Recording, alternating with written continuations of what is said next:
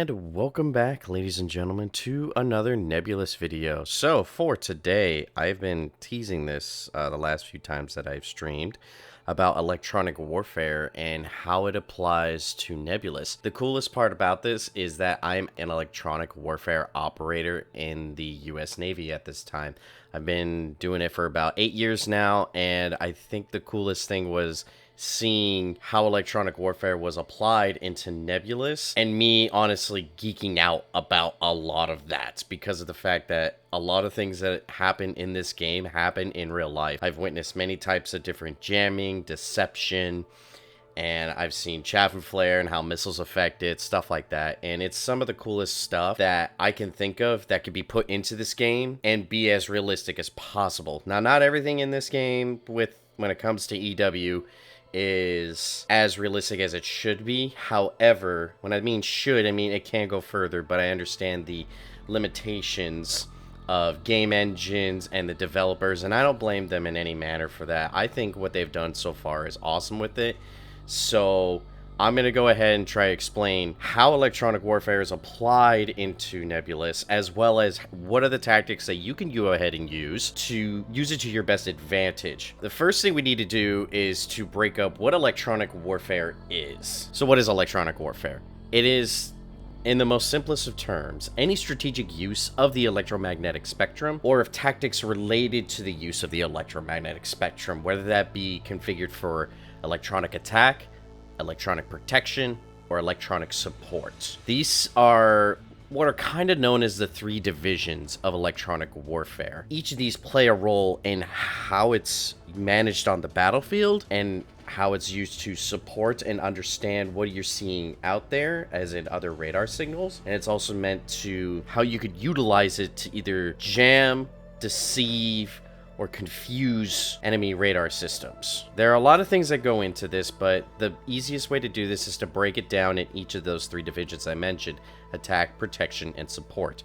We're going to go ahead and go through all of them, but we're going to start with electronic attack first. Okay, so for the first division, electronic attack. The easiest way to describe this is jamming and deception. Jamming, I think we can all say we understand, but I'm going to go ahead and explain it anyways. Jamming is used to confuse your adversary's radar systems and disrupt their communications if you're using a comm jammer. This includes your ship's onboard radar system and any point defense system with its own radar. There are many other ways to jam your enemies. I just mentioned before, either communications or via the radar jamming.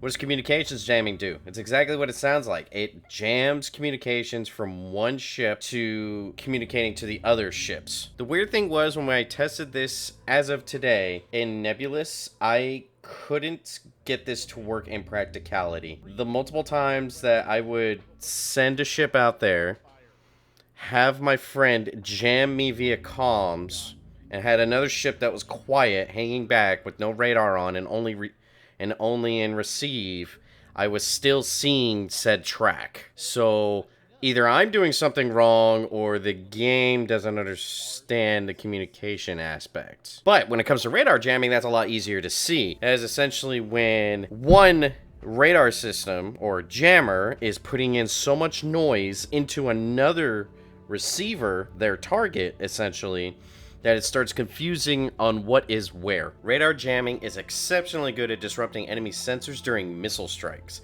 It will degrade the tracking of your missiles and even go on to degrade the point defenses of the target ship. This will give your missiles a better chance of punching through your target's defenses. The inverse is also true when missiles are coming in your direction. If the missile seekers are guided by their own onboard radars, you can jam those seekers to degrade their tracking of your ship.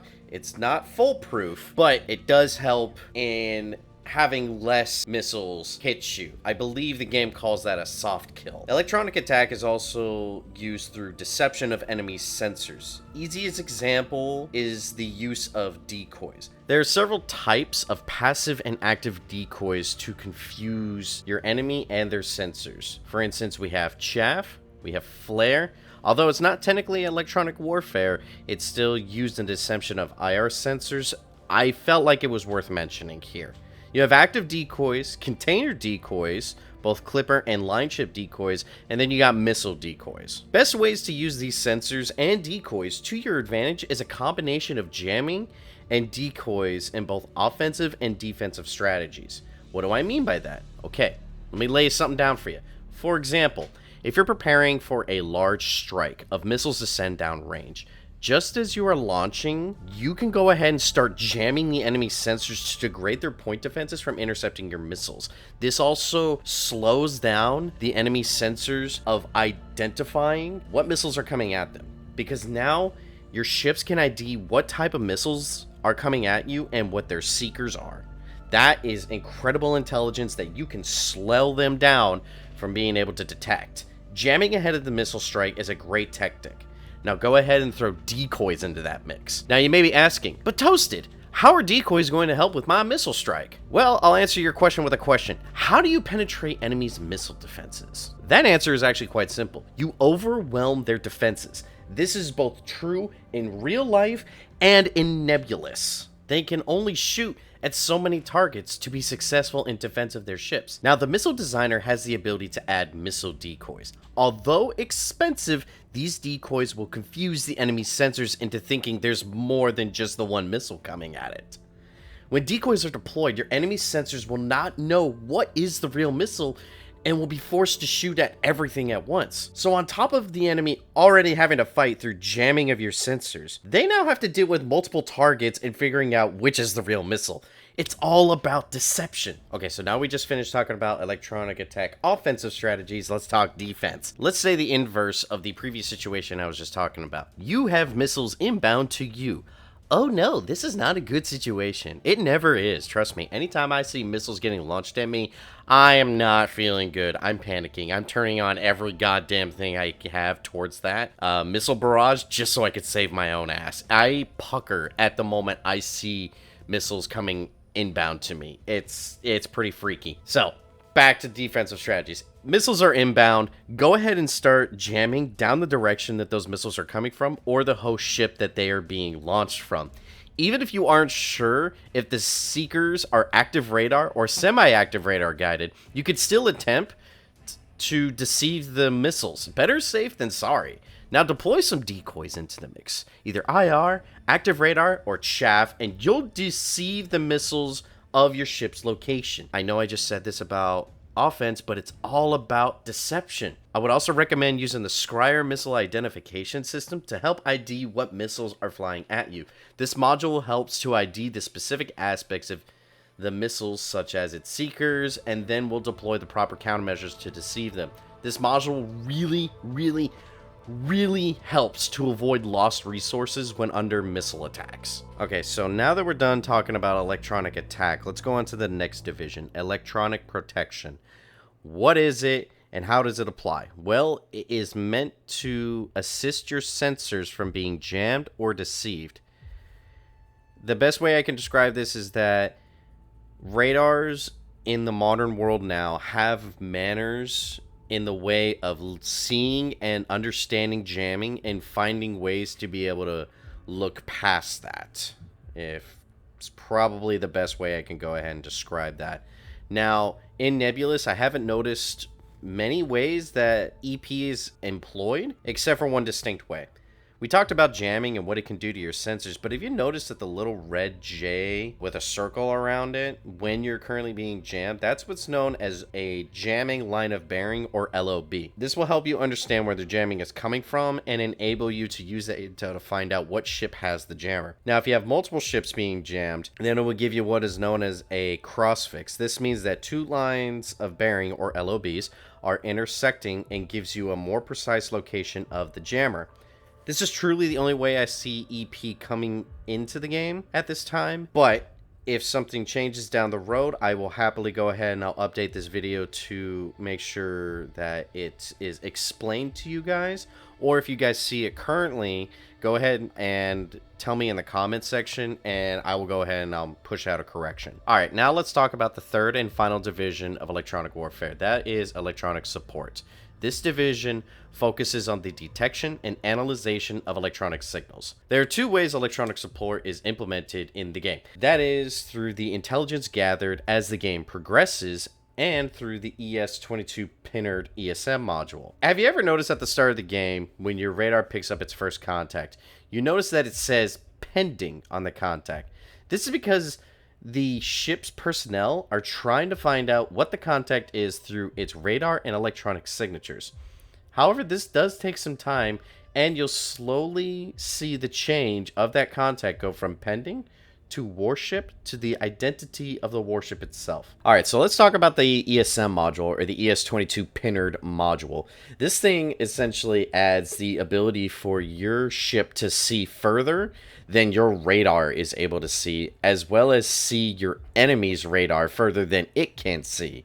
Now, I say that in the most broad of terms. The reason being is because radar signatures in real life on real radars their signals go well beyond what the radar can actually see. With that being said, these modules are able to go ahead and detect that emission. It's not a very strong emission, but the radar emissions from your enemies are now being picked up by your ESM module. Now, the best way to go ahead and get like a better positional update of them is to have two of them and have them as separated as possible. So if one of your friends are going left and one of your friends are going right, like I did here in this clip, then you're going to have better positional data of your enemies as they're coming at you. And like I said, this is probably the coolest feature of the game in my opinion, because this is stuff that actually happens in real life. And that's why I was really geeking out about it. When they wanted to implement all of this, I started playing around with it, and my geek heart like started pounding hard. It is so cool that they are implementing so much real life things when it comes to electronic warfare into the game that it's truly incredible. I'm very happy with how they were able to implement everything that they did in electronic attack, in electronic protection, and support, and they did it in probably the most realistic aspect that they could in a space game like this and keep it all balanced. Now, there are some things that I have to talk about when it came to why radars and such work the way they do, and that's because radar waves can continue indefinitely in a vacuum, which is essentially space, but the reason why they have their ranges is for balancing. It would suck if we all of a sudden spawned into the game and I instantly know where everybody is. So it makes sense why they did that. So I'm like, all right, cool, that makes sense. But either way, it's still cool that we can apply real-life tactics to the game, and it still makes a lot of sense. All right, and now you are more educated than the standard person in electronic warfare, and now should know how to apply it a little more in tactics in Nebulous Fleet Command.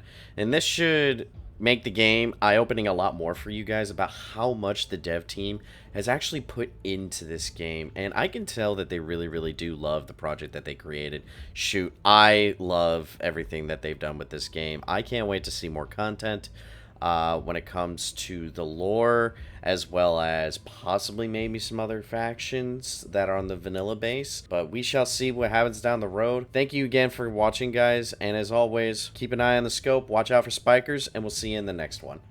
I'm just gonna make them shark related because it's technically space, water, torpedoes. But yeah. Vic, yeah, you're right, but he claims he has 10 ships. I'm only seeing 4 right now.